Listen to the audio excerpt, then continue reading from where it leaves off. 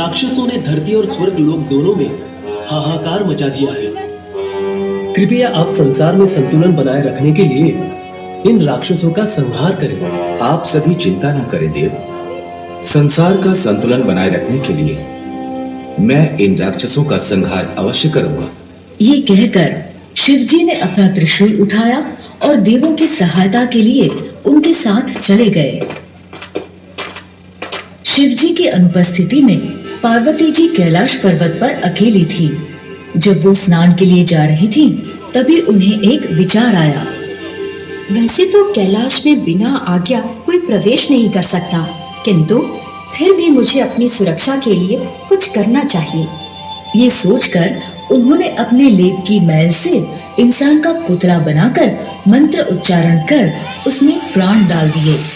पहली श्वास लेते ही उस बालक ने पार्वती जी से पूछा, मैं कौन हूँ? तुम मेरे पुत्र गणेश हो। मैं स्नान के लिए जा रही हूँ। तुम कुछ देर द्वार पर पहरा दो और जब तक मैं स्नान कर रही हूँ तुम किसी को अंदर प्रवेश मत करने देना। जैसी आज्ञा माता।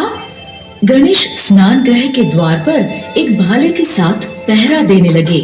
कुछ समय बाद जब शिवजी राक्षसों का संहार कर लौटे तो उन्होंने सोचा, ये समाचार सबसे पहले मुझे पार्वती को देना चाहिए। लेकिन वो जैसे ही पार्वती जी को ये समाचार सुनाने स्नान गृह में प्रवेश करने लगे, गणेश ने उन्हें रोकते हुए कहा, रुकिए, माता की आज्ञा है कि मैं किसी को भी स्नान गृह में जाने ना दूं, इसलिए आप स्नान गृह में प्रवेश नहीं कर सकते।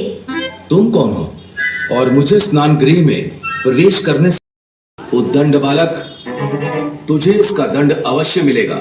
ये कहकर शिवजी ने त्रिशूल से गणेश पर वार किया। गणेश ने भी अपना भाला उठाया और दोनों के मध्य युद्ध आरंभ हो गया। शिवजी अगर महादेव थे तो गणेश को भी आदिशक्ति पार्वती जी ने बनाया था, इसलिए दोनों में बहुत समय तक घमासान युद्ध चलता रहा।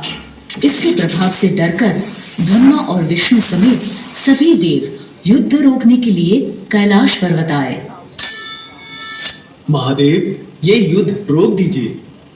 पुत्र गणेश, तुम महादेव से अपने अपराध के लिए क्षमा मांग लो और इस संघर्ष को विराम दो। क्षमा मुझे नहीं, क्षमा इन्हें मांगनी चाहिए जो माता की आज्ञा सुनकर भी स्नान गृह में प्रवेश करना चाह रहे हैं।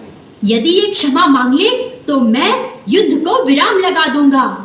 ये सुनकर शिवजी अत्यधिक क्रोधित हो गए। ब्रह्मा जी ने चिंतित